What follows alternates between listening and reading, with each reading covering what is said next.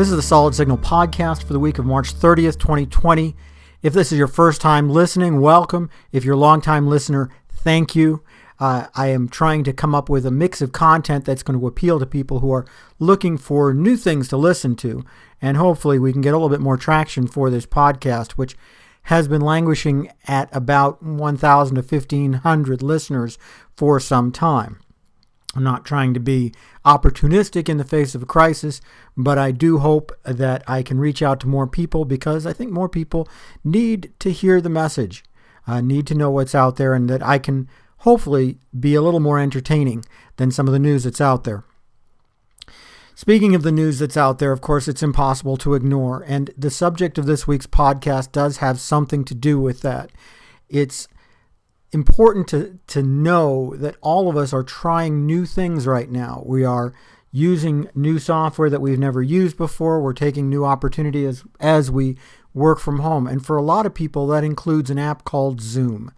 You probably hadn't heard of Zoom before 6 weeks ago, but then again, 6 weeks ago seems like a very long time, doesn't it?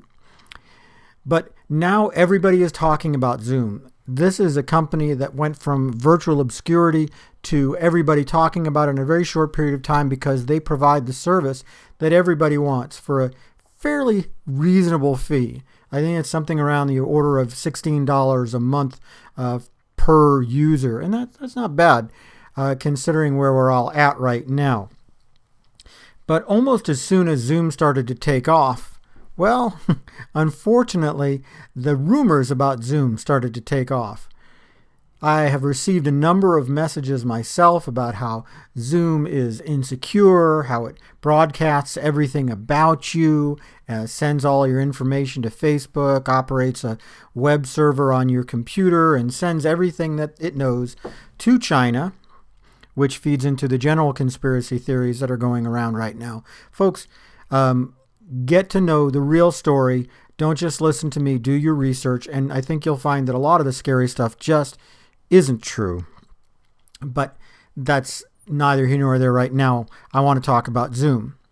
So I did a lot of research. I spent the whole weekend reading up about Zoom and doing my research. And I'm about as confident as I can be using it right now. But let's lay down some ground rules. First of all, any video conferencing app is going to be inherently insecure, no matter how hard it tries.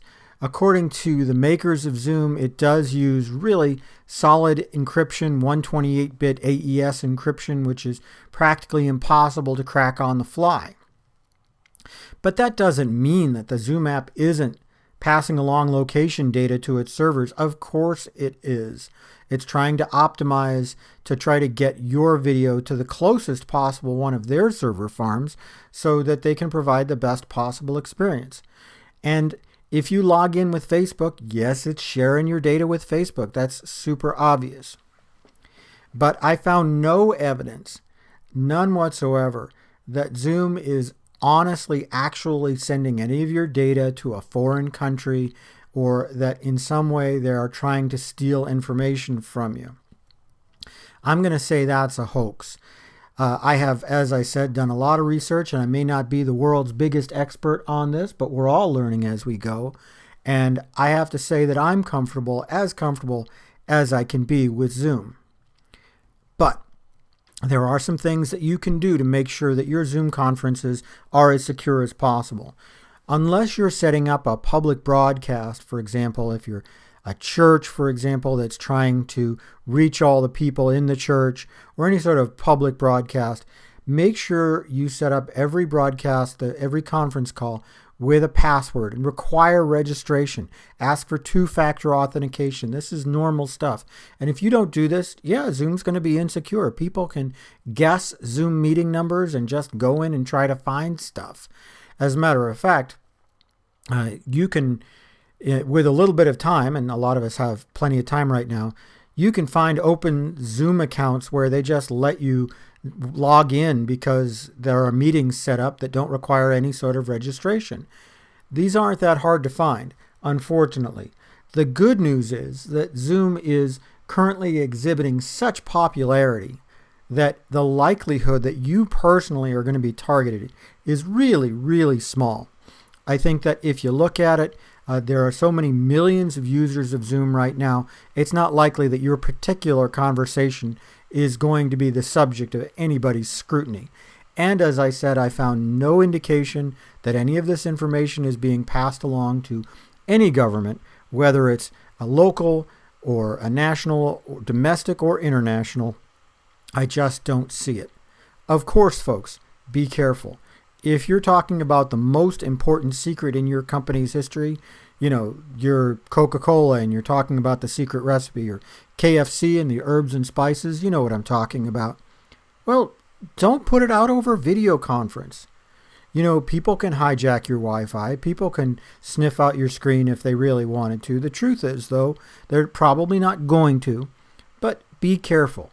That's what we are all doing right now, is just being careful, finding ways to be careful that we never thought we would have to do ever in our lifetimes, but we're doing them. Friends, we're going to get through this strong, and the folks at Zoom are probably going to get through it strong because they're raking it in right now. I want to say that all of us are going to work together. And finally, I want to stick in a little bit of a plug for the hardworking folks at SolidSignal.com. If you've gotten this far in the podcast, you're probably a fan of Solid Signal, and I appreciate it. And I want to assure you that Solid Signal is open for business. We are shipping every day. We've got tons of parts in our warehouse, and our warehouse people are being incredibly careful, obeying all the rules that our governor of Michigan has laid down. And we're doing everything that we can to ship you the things that you need, whether it's an antenna for when you get tired of all that binge watching, or the work from home equipment that is in such desperate demand right now. Whatever it is, we can ship it out from SolidSignal.com. We're here for you. We are all going to get through this, and I will talk to you again next week with some more honest talk.